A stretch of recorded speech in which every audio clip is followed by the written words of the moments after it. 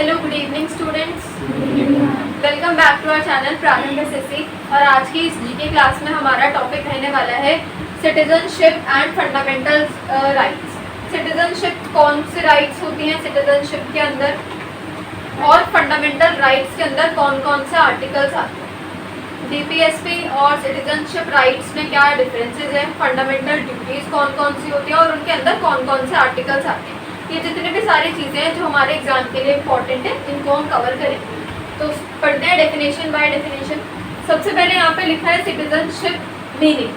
Citizenship is the term that describes legal status whereby a sovereign state recognizes the individual as part of its constituents and conferring certain rights and responsibilities. India gives citizenship in 5 ways according to the Citizenship Act 1955. तो citizenship का हिंदी में मतलब क्या होता है? राष्ट्रीयता। Citizenship कितने veg में गिवन है? 5 वेज में। कौन कौन से होते हैं वो? बाय 3 तो यहाँ पे दिख रहे हैं, 4th पे दिख रहा है, class 5th bye marriage. Any other cases?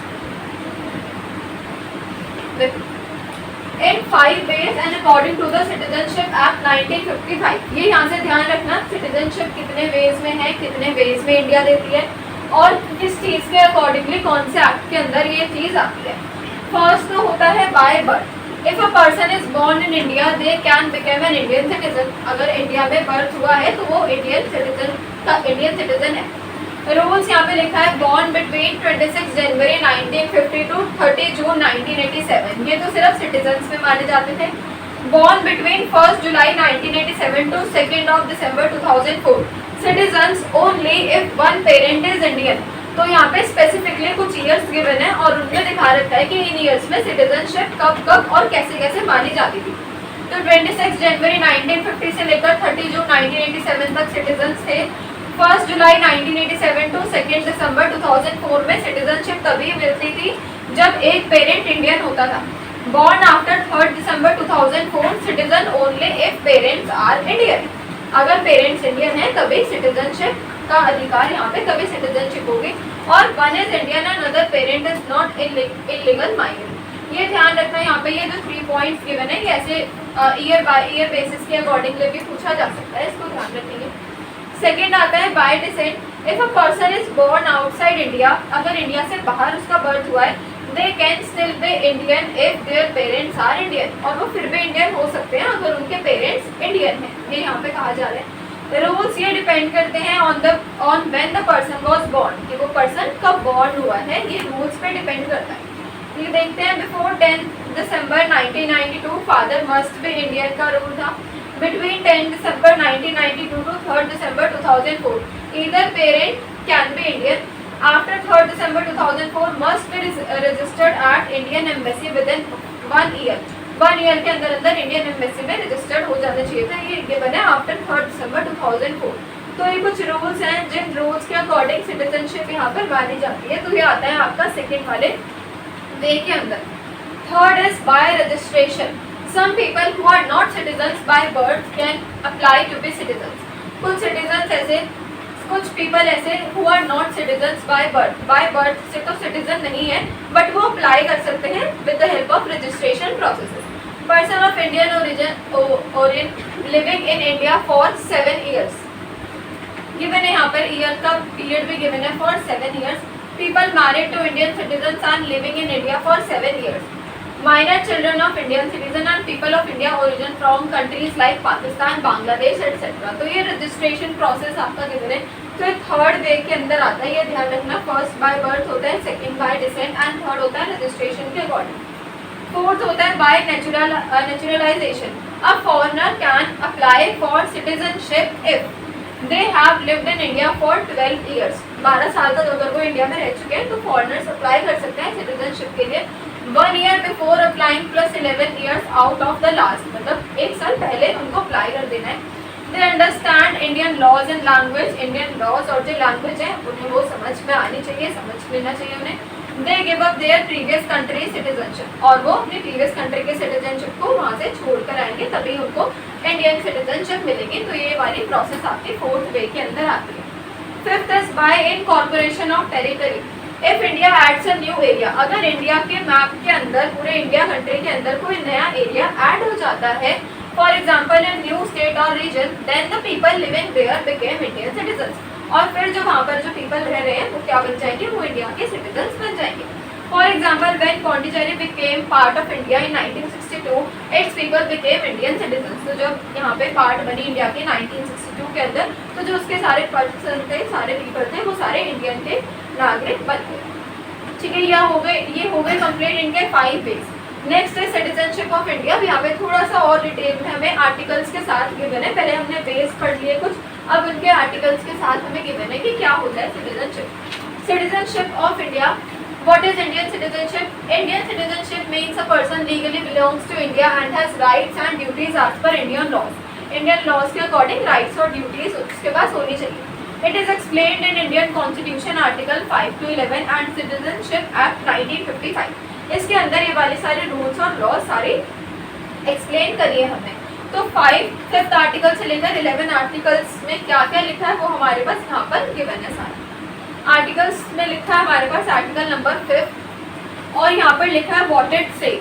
So article 5 की अगर बात करते हैं तो people living in India on 26 January 1950 onwards became Indian citizens if 26 January 1950 से जो सिटीजन्स थे वहाँ पे वो इंडियन सिटीजन्स कब कहलाएंगे, जब वो इंडिया में बॉर्न हुए हो, या जो उनके पेरेंट्स हैं वो इंडिया में बॉर्न हुए हो, या फिर lived in India for 5 years before 1950, जो 1950 से 5 साल पहले तक इंडिया में रह रहे थे।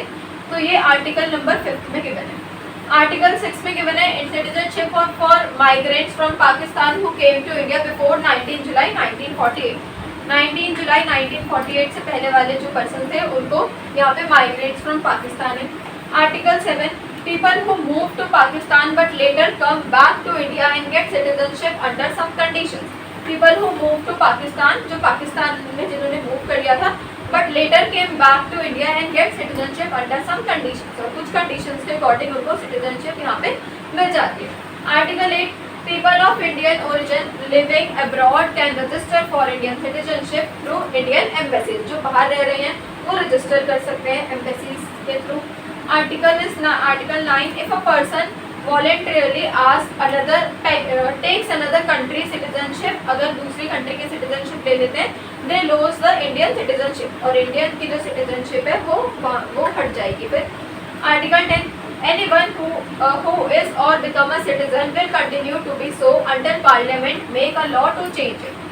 उसके बाद आर्टिकल 11 है parliament has full power to make laws on citizenship for getting and losing, कि पार्लियामेंट के पास ये पूरा हक है, अधिकार है कि वो लॉज ऑन सिटीजनशिप बना सकती है, भले ही वो सिटीजनशिप लेने की हो या फिर वो छोड़ने की। तो ये यहाँ पे गिवन है आपके पास आर्टिकल 5 से लेकर आर्टिकल 11 तक के सारे कि कौन कौन से इसके अंडर आते हैं और उनकी एक्सप्लेनेशन क्या है, ये आपको लर्न करनी होगी बाय हार्ट, इसको लर्न कर लेना। Next one is the major amendments. अब कुछ अमेंडमेंट्स भी हुए, कुछ चेंजेस भी यहाँ पर हुए हैं, जिन चेंजेस में गिवन है हमें कुछ ईयर्स और अमेंडमेंट उनमें क्या क्या हुआ है वो, जैसे कि 1986 के अंदर citizenship by birth made stricter, ये जो बर्थ से सिटीजनशिप है वो और ज़्यादा उसके रूल्स जो है वो स्ट्रिक्ट कर दिए गए। At least 1 parent must be Indian, की एक पेरेंट इंडियन होना चाहिए। 1986 में अमेंडमेंट में चेंज हुआ। 1992 citizenship by descent allow through mothers also not just father, तो यहाँ पे पहले फादर का डोमिनेंस आता तो उसको उठा के फिर मदर के लिए भी करने लगे कि मदर भी यहाँ पर होनी चाहिए भारत के नागरिक। उसके बाद 2003 OCI means Overseas Citizens of India was started and the rules to become a citizen were made clear। ये जो सिटीजनशिप वाले रूल्स हैं उनको क्लियर यहाँ पे बनाने लगे। 2005 में आता है मोर क्लियर रूल्स, और ज़्यादा क्लियर रूल्स यहाँ पर आए। 2015 PIO and OCI cards merge only one card now, OCI card, यहाँ पे कार्ड्स के लिए बनेगा OCI Overseas Citizens of India and PIO Person of Indian Origin। उसके बाद 2019 में अगेन एक अमेंडमेंट हुई, controversial law give citizens to non Muslim migrants, Hindu Sikhs ये सारे ही इसके अंदर आते हैं। फ्रॉम यहाँ पे गिवन है, इसके बाद ये वाला पॉइंट है इधर, from Pakistan, Afghanistan, Bangladesh who came to India before 31 December. तो 31 दिसंबर से पहले 2019 में ये वाला एक अमेंडमेंट यहाँ पर चेंज हुआ था नॉन मुस्लिम माइग्रेंट्स के लिए। उसके बाद ये भी इसी का पॉइंट है, स्टार्टेड रिलीजियस प्रिकॉशंस थिंग्स। अब आते हैं लॉस ऑफ इंडियन सिटीजनशिप पे। तो पहले आपको बेस पढ़ने हैं सारे सिटीजनशिप के, उसके बाद उसमें कौन कौन से आर्टिकल हैं, 5th to 11th आर्टिकल ये अच्छे से पढ़ना। उसके बाद जो अमेंडमेंट्स हुए, जो चेंजेस हुए, वो हमें अच्छे से क्लियर करने होंगे, हमें अच्छे से लर्न करने होंगे। आफ्टर दिस आते हैं loss of Indian citizenship. Indian citizenship can be lost in only three ways, 3 ways होते हैं जिनमें इंडियन सिटीजनशिप आप मतलब चली जाती है। First is the by choice, second one is by law and third one is by government order. या तो आप अपनी चॉइस से खो दोगे, या फिर लॉज के अकॉर्डिंग, या फिर गवर्नमेंट के अकॉर्डिंग हम यहाँ पे सिटीजनशिप यहाँ पे छोड़ सकते हैं। A citizen gives up Indian citizenship mostly done when a person becomes a citizen of another country। एक तो तब होता है जब एक पर्सन दूसरी कंट्री का पर्सन बन जाए तो वहाँ की सिटीजनशिप ले ले। Must given a written declaration to the other government, दूसरी गवर्नमेंट को रिटर्न में यहाँ पे कुछ रिटर्न के फॉर्म्स वहाँ पर वो दे दे। सेकेंड वन होता है termination by law happens automatically if a person become a citizen of another country bye their own will. खुद की ताकत से, खुद की पावर से वो दूसरी कंट्री का सिटीजन बन जाए। If an Indian citizen take American citizenship, Indian citizenship is terminated. तो इंडिया की जो सिटीजनशिप उसके पास थी वो टर्मिनेट हो जाएगी अगर उसको दूसरी कंट्री की सिटीजनशिप मिल जाती है और वो अपने दम पे उस सिटीजनशिप को ले लेता है। तो ये बाय लॉ होता है। और एक है by government order. The government of India can cancel someone citizenship if it was obtained by fraud और फॉल्स। इनको कोई गलत इंफॉर्मेशन से या फिर फ्रॉड से वो ले ले सारी details. Person shows disloyalty to the Indian constitution, Indian constitution के खिलाफ कुछ करे, डिसलॉयलिटी वहाँ पर वो शो करे। Has illegally traded with an enemy country during war, war के टाइम पे कुछ गलत ऐसा कर दे दूसरी कंट्री के साथ, ट्रेड कर ले या दूसरी कंट्री के साथ हो जाए। breaks condition of naturalization, stayed outside India for 7 years without permission। 7+ years के साथ अगर वो दूसरी कंट्री में रह रहा है परमिशन के बिना तो भी यहाँ पर डेप्रीविएशन हो जाता है गवर्नमेंट के थ्रू। तो ये हो गए सिटीजनशिप के 3 वेज जहाँ से सिटीजनशिप क्या हो सकती है, लॉस्ट हो सकती है। Next is about the scenario in Assam. अब यहाँ पे सिटीजनशिप का एक इशू हुआ था असम में। पता है किसी को असम में पहले कभी कुछ सुना हो सिटीजनशिप के बारे में? एक असम में एक इशू छिड़ा था कुछ ऐसा, इसमें सेक्शन भी ऐड हुआ था एक। Any guesses, any idea? No? चलो देखो। The scenario in Assam citizenship issue. Why is Assam citizenship issue so special? Assam has unique historical or demographic problems due to migration from Bangladesh, formerly East Pakistan। तो यहाँ पे जो असम है वो उसका क्या है, एक यूनिक हिस्टोरिकल और डेमोग्राफिक प्रॉब्लम्स थी and due to migration from Bangladesh, Bangladesh से माइग्रेशन के बाद। टू डील विद दिस, इसको डील करने के लिए section A was added to the citizenship act 1955। तो एक सेक्शन ए नाम का एक एक्ट ऐड कर दिया गया किसमें, 1955 के सिटीजनशिप एक्ट के अंदर। अब लिखा है what is section 6A। 6A जो सेक्शन है वो क्या है, added in 1985 में ऐड हुआ after the Assam accord was signed between government of India and leaders of Assam movement. तो गवर्नमेंट ऑफ इंडिया और लीडर्स ऑफ असम मूवमेंट के बीच में यहाँ पर ये वाला एक अकॉर्ड साइन हुआ था। इसका जो मेन गोल था वो ये था कि आइडेंटिफाई कर सके और रिमूव कर सके इलीगल इमिग्रेंट्स को जो कि असम में एंटर हो गए आफ्टर 25 मार्च 1971। 25 मार्च 1971 के बाद एंटर हो गए थे यहाँ पे। अब आता है व्हाट इज एनआरसी। ये एक छोटा सा असम का केस था कि इसमें सेक्शन 6A ऐड हुआ, ये ध्यान रखना। इसमें एक्ट हुआ सिटीजनशिप एक्ट के अंदर ये ऐड हुआ था और इसमें क्या क्या है ये 2 चीज़ें इसमें पॉइंट्स इसके ध्यान रखना और इसका एक गोल ये इसमें से लर्न करना। व्हाट इज एनआरसी की बात करें तो उधर ये भी इसी के अंदर एक छोटा सा सेक्शन है, national register of citizen. It was updated in Assam to find out who is real Indian citizen. ये फाइंड करने के लिए था कि रियल इंडियन सिटीजन कौन है उन असम के सारे लोगों में से। डिटेक्ट हाँ, तो ये इसके अंदर ऐड हुआ था ना, सेक्शन 6A में ये ऐड हुआ सिटीजनशिप एक्ट जो 1955 का है। वो तो सिटीजनशिप एक्ट है, ये तो सिटीजनशिप एक्ट है 1955 और ये वाला दूसरा है एक्ट, ये असम का एक्ट है, वो अलग है, वो सिटीजनशिप एक्ट है, उसको अलग से ध्यान रखो, वो सिटीजनशिप एक्ट है और ये दिखा रहे हैं कि ये 1985 का एक्ट है। ठीक है, क्लियर, समझ गए? अब देखो ये NRC national register of citizens है, ये अपडेट हुआ है in Assam to find out who is real Indian citizen और डिटेक्ट कर रहा है किसको, इलीगल इमिग्रेंट्स को। People had to provide documents to prove their citizenship, people को क्या करने थे, डॉक्यूमेंट्स को प्रोवाइड करना था, किसको प्रूव करने के लिए, सिटीजनशिप को प्रूव करने के लिए। तो एक ये ध्यान रखना, यहाँ से भी क्वेश्चन आए, इन 3-4 लाइन्स में से भी क्वेश्चन आए हैं 2-3 बार, तो इसको पूरा अच्छे से लर्न करना।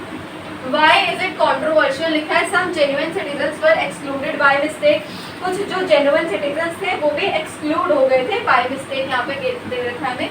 It caused problems like, इसमें कौन कौन सी प्रॉब्लम्स आई, जैसे कि people declared foreigners, उनको foreigners डिक्लेयर कर दिया था, ये भी असम के एक्ट के अंदर ये सारा। Families getting split and no access to rights and services, जो families थी वो split हो गई, वो टूटने लगी और कोई भी access और कोई भी rights का वहाँ पे access नहीं मिला। तो ये असम का एक छोटा सा यहाँ पे गिवन है, पूरा सिनारियो, पूरा केस, इसको लर्न करना, ये एग्जाम्स में आपके आते हैं। ठीक है, so this is all about citizenship rights. Citizenship rights के अंदर कौन कौन से आर्टिकल्स हैं, पहले ये पढ़ना होगा आपको, कितने वेज होते हैं और कितने तरीके से सिटीजनशिप को हम यहाँ से लॉस्ट कर सकते हैं, तो ये इसमें ध्यान रखना। अब आते हैं classification of fundamental rights. Classification of fundamental rights में आते हैं आर्टिकल 14 टू आर्टिकल 35। इसके अंदर अब आपके पास आर्टिकल्स ही आर्टिकल्स आएंगे, तो ये आर्टिकल्स को लर्न करने होंगे। 14 टू 35 आर्टिकल्स यहाँ पे गिवन है। देखिए, the Indian constitution provide 6 types of fundamental rights. कितने टाइप्स, 6 टाइप्स हैं total, to all citizens under part 3 article 14 to article 35। These protect freedom, equality, dignity and justice for all.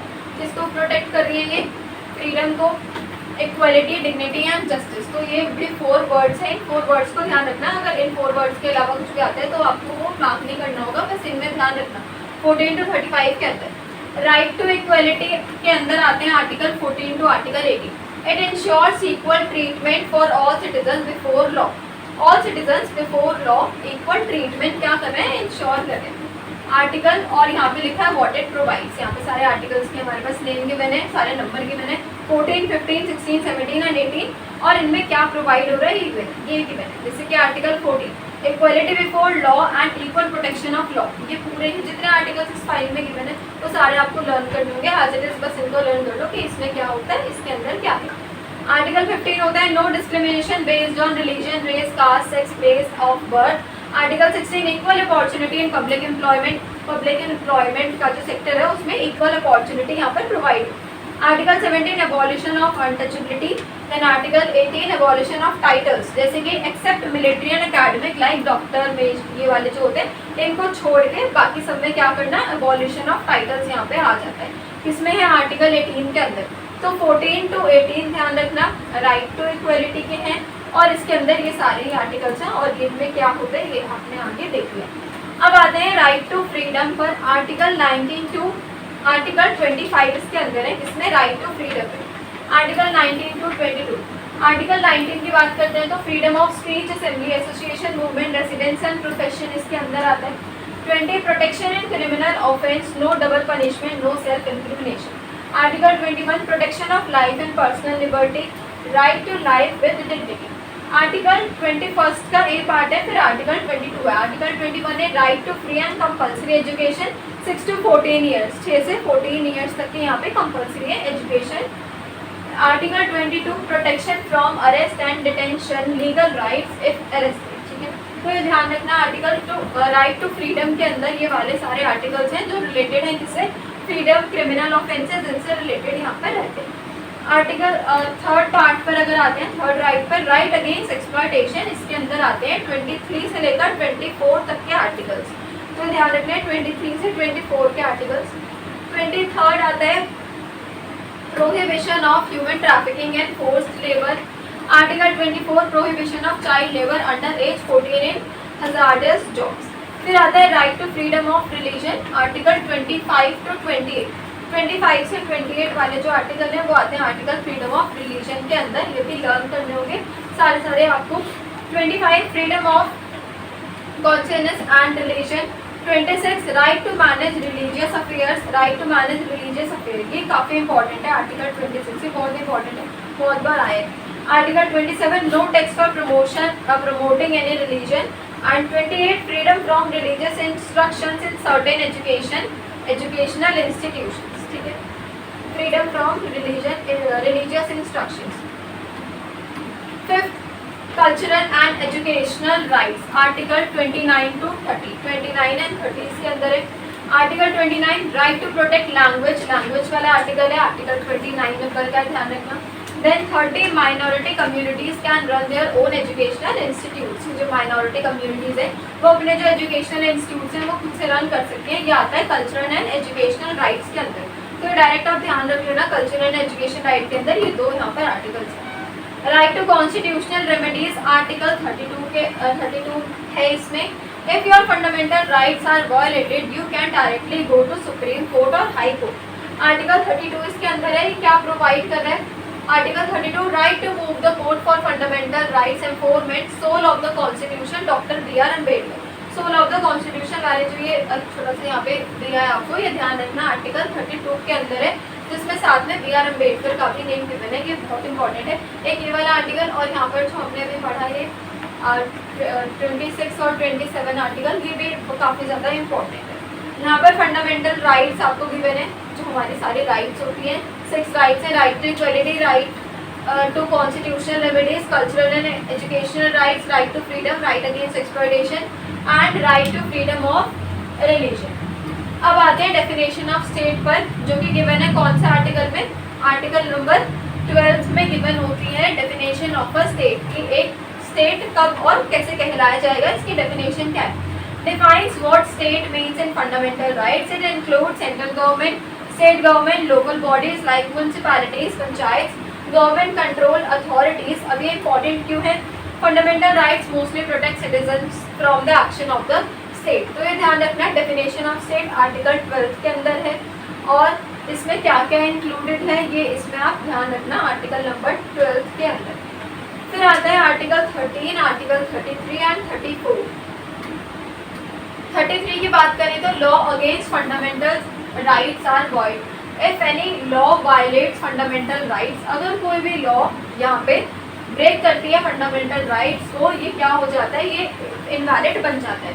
This protects people from unfair laws, जितने भी unfair laws हैं उनसे क्या कर रही है? प्रोटेक्ट कर रही है। It allows citizens to challenge such laws in court, allow करिए सिटीजन्स को कि वो चैलेंज कर सके कुछ ऐसे लॉज कहाँ? कोर्ट। 13 के अंदर आता है। एंड जो 33 आर्टिकल है इसमें rights of armed forces can be limited, कि जो आर्म्ड फोर्सेस वाली राइट्स हैं वो उनको लिमिट कर दिया जाए। Parliament can limit the fundamental rights of armed forces, police and intelligence agencies. Purpose होता है इसका to maintain discipline and national security, जो डिसिप्लिन है और जो नेशनल सिक्योरिटी है उसको पूरा मेंटेन करने के लिए यहाँ पे ये वाला आर्टिकल बनाया जाता है, आर्टिकल 33। फिर आता है आर्टिकल नंबर 34, ये है किससे रिलेटेड? मार्शल लॉ से related. During martial law emergency situation, तो जब इमरजेंसी वाली जो सिचुएशन आई उसके अंदर है द गवर्नमेंट और army people can not be punished for their actions if they are trying to bring back peace and order. अगर वो पीस और ऑर्डर को ब्रिंग बैक कर रहे थे तो उनको यहाँ पर कोई भी एक्शन नहीं था पनिश कर। This rule is used in situations like riots और फाइट्स इनसाइड द कंट्री। तो ये ध्यान रखना article 34 is related to martial law and emergency situation, emergency situation. Article 35 power to make laws होती है। Only parliament not state assemblies can make laws to enforce fundamental rights, enforce directive principle जो कि part 4 में है, and enforce fundamental duties again जो 4th के एक part में यहाँ पर है।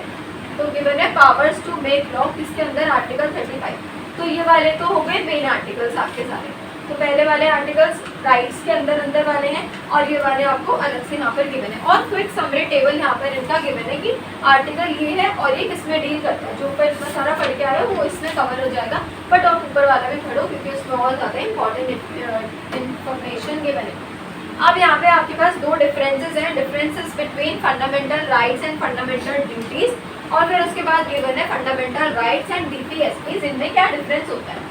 तो सबसे पहले तो नेचर गिवन है फंडामेंटल राइट, ये कैसा रहता है, जस्टिसेबल है, you can go to court if violated, you can go to court, इसमें कोर्ट जा सकते हैं, बट यहाँ पर नॉट एनफोर्सेबल बाय लॉ, इसमें एनफोर्सेबल ये नहीं रहता, इसका ये नेचर है, ये ध्यान रखना फंडामेंटल राइट्स और ड्यूटीज का। इसका पर्पस क्या होता है फंडामेंटल राइट्स का, to protect citizens freedom and dignity, किसी भी पर्सन की फ्रीडम और उनकी डिग्निटी को प्रोटेक्ट करना is the main purpose of fundamental rights. और फंडामेंटल ड्यूटीज का होता है to remind citizens of their responsibilities, कि अपने रिस्पॉन्सिबिलिटीज को क्या कर सके वो यहाँ पे रिमाइंड करते रहे। अब ये कौन कौन से पार्ट में है, ये है पार्ट 3 के अंदर और ये आता है पार्ट 4A के अंदर। अप्लाइज टू, किस पर अप्लाइज होती है फंडामेंटल राइट्स और किस पर फंडामेंटल ड्यूटी अप्लाई होती है, applies to citizens and sometimes foreigners पर अप्लाई होती है, और जो फंडामेंटल ड्यूटीज है वो ओनली इंडियन सिटीजन्स पर ही अप्लाई एप्लीकेबल है। फॉर एग्जाम्पल्स यहाँ पे गिवन है जैसे कि right to speech, right to life and fundamental duties, respect flag, promote unity and protect the environment, ये इसके छोटे छोटे एग्जाम्पल हैं। तो ध्यान रखना फंडामेंटल राइट और ड्यूटी का भी ऐसे सीधा क्वेश्चन आपके पास आ सकता है। And last one is the difference between fundamental rights and DPSP. Nature देखेंगे इसका, यहाँ पर ये कैसा है, ये जैसा आपके पास फंडामेंटल राइट्स में था वही फंडामेंटल राइट में गिवन है। डायरेक्टिव प्रिंसिपल में गिवन है ओनली गाइडलाइंस, यहाँ पे नॉन जस्टिसेबल रहता है। उसके बाद पर्पस क्या होता है फंडामेंटल राइट्स का, to protect the individual rights, और डीपीएसपी का क्या रहता है, guide government policies for public welfare, public welfare के लिए जितनी भी गवर्नमेंट पॉलिसीज हैं उनको गाइड करना। कौन से पार्ट में आता है, पार्ट 3, और ये कौन से पार्ट में है, पार्ट 4 में।